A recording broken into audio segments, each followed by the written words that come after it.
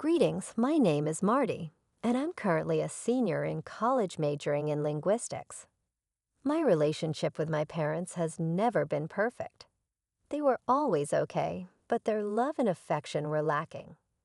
I could have accepted it if that was just their way, but it stung because I knew they were capable of being loving and supportive parents, as proven by my adopted brother Mason. They showered Mason with more affection and attention than they ever did with me, their biological son.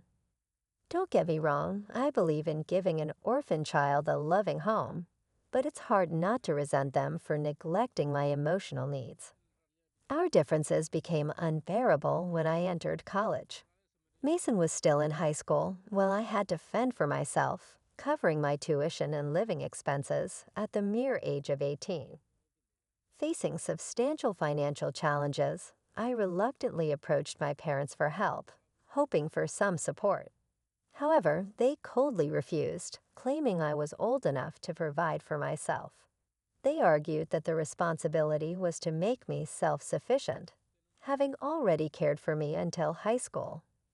It felt like they had abandoned me, treating me like a mere foster child, and tossing me aside when I came of age. I worked 2 jobs, struggled through my courses, and even resorted to ghostwriting and teaching language classes to make ends meet. I fought hard, but it was a constant battle. My dream was to survive until graduation, after which I planned to secure a full-time job and pause my education until I could afford it. Meanwhile, back at home, Mason lived a life of luxury. Every holiday, he received extravagant gifts, including a car, something I had begged my parents for but was denied. I saved every penny for my tuition while he enjoyed their financial backing without a worry in the world.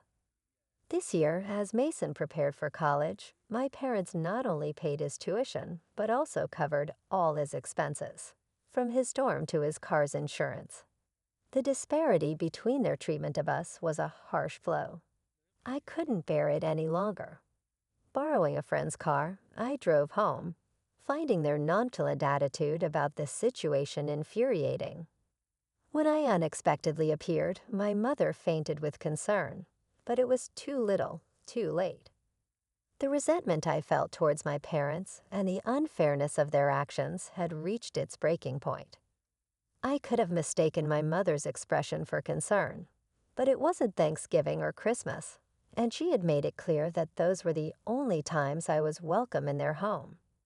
I couldn't help but confront them, asking why they were supporting Mason financially, especially after essentially abandoning me when I started college. My dad grew tense but explained that Mason's major was in music, a difficult field to find stable work in. Initially, they felt compelled to assist him. I had worked odd jobs and waited tables to put food on my table while majoring in linguistics. Their excuse felt hollow. That night, I told my parents that they needn't worry about setting another plate for me. They could give everything to the son they loved more. Walking away, I was crushed, unable to comprehend why they never loved me. My resentment towards Mason grew. I recalled moments when my parents had showered me with attention, taking me out to play, and my mom cooking my favorite breakfast. Then they brought Mason home, and my life changed. I resented them for adopting an orphan boy and leaving me to fend for myself. After struggling through college and years of hard work, I finally achieved the financial stability I craved. I graduated, got a car, paid my rent in advance, and saved some money. Life was tough, but it was finally good. Karma was cruel, but it also had a way of balancing things out. 3 years later, Mason called me in the middle of the night, begging me to pick him up from California while I lived in Chicago. Reluctantly, I agreed, sensing fear and sickness in his voice. When I arrived, I found him in a pitiful state, unkempt, soaked from the rain, and his eyes bloodshot. As he hugged me and began crying, I knew what was coming. He was begging for money. Despite my hatred for him, his desperation almost evoked pity, but I steeled myself against it. I asked him to explain his homeless situation, but all he did was plead for money, claiming he owed it to someone who would kill him if he didn't repay. I had neither the time nor the money for this, but he was still my brother. I couldn't just abandon him. We grew up together. I had known him since he was just 3 months old. Despite my frustration, I decided to take him to my place, hoping we could discuss his situation there. He fell asleep within 15 minutes of the drive. I ended up driving him to my parents' house. The journey took about 40 minutes from Chicago. I felt it was necessary for my parents to see the result of all the money they had poured into Mason. Perhaps it was a move of both concern and retribution, but deep down, I knew I was wrong too. Upon my arrival at my parents' house around 2 o'clock in the morning, I was nervous. The last time I had spoken to them was when I confronted them about their parenting. Since then, there had been silence. Even my mother, who lived less than an hour away, never bothered to visit or check on me. But now they could see the consequences of their choices. I rang the doorbell, and it took 15 minutes for my parents to come downstairs, dressed in their robes. They glanced at me, then at Mason, who was barely aware of his surroundings. Surprise flickered in their eyes, not for Mason's state, but for my unexpected presence. They were aware of Mason's struggles with drugs. I brought Mason inside, laying him on the living room couch, and then explained the situation to both of them. They looked pained. I was about to leave when my mother stopped me, insisting I stay for some coffee. Despite the palpable tension, I decided to stay, compelled by a desire to understand the complexities of the situation with Mason. We sat at the kitchen table, and my mom began explaining the situation. Apparently, Mason had dropped out of college, and a year later, trouble caught up with him. The authorities called Dad, informing him that Mason had damaged campus property and had to pay for it. My dad did pay, but he was deeply disappointed.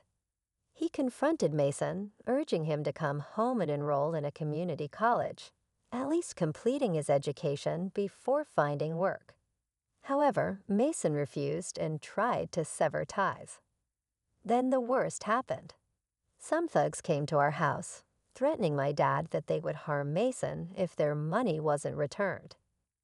Dad paid them off, attempting to bring Mason home, but he fled. 2 days later, they found him in California, where he had fallen into drugs. My mother began to cry at this point, revealing that they had placed him in a rehab facility in California 4 months ago. That was the last time they had seen him before I brought him back home. I had no immediate solution to offer, so I left. But I can't deny that I felt a strange sense of relief when both my parents hugged me and invited me to dinner this Thanksgiving. I wondered if I was wrong for feeling a twisted sense of joy over my brother's downfall. Not the whole. I wouldn't even blame your brother. It's your parents who are at fault. They've driven a wedge between their sons due to their misguided parenting. You helped your brother, which shows you're a good person. Well, your brother's life is in ruins, and you're happy that your mother wants to invite you for dinner. It might seem petty and mean, but I'd say you're not the whole if you can't understand the concept of empathy. My dad and stepmom have way too many kids, and I, a 15-year-old female, have a biological sister who is 13. We also have 7 adopted siblings, 3 boys and 4 girls, most of whom have some issues. Living with them is like walking on eggshells. This story centers on Abby, the oldest of the adopted kids. At 15, they just took Abby in a few months ago, and they're in the process of adopting her. Before Abby, my dad and stepmom claimed they were done fostering and adopting kids. However, they made an exception because 2 of the girls they adopted 3 years ago are Abby's biological sisters. I have to say Abby is probably the most challenging among the adopted kids. She doesn't talk much when we're all together. She just sits next to my stepmom or one of the nannies. She's also quite possessive about her things. For instance, if she has a pack of cookies and I eat one, she won't touch them anymore and will look for something else to eat. The same goes for video games. She enjoys playing Minecraft and will let us join her. But if we mess with anything she's built, the entire world becomes ruined for her. To address her eating habits, my dad and stepmom put a snack bar in Abby's room because there are days when she won't leave her room and sometimes won't allow anyone in. They hope this will encourage her to eat on those days. I once checked out Abby's room when she was in therapy and noticed she had a stash of really good snacks in there. She's also a music enthusiast and owns a collection of headphones, including AirPods Pro, AirPods Max, two different kinds of Bose headphones, and another kind that I can't identify. Abby came with one of the Bose headphones, but the rest were gifts from my dad, stepmom, and their family. She's constantly obsessed with having her headphones on and ensures they're always charged. One day, Abby, my stepmom, and my sister were hanging out in my dad's room.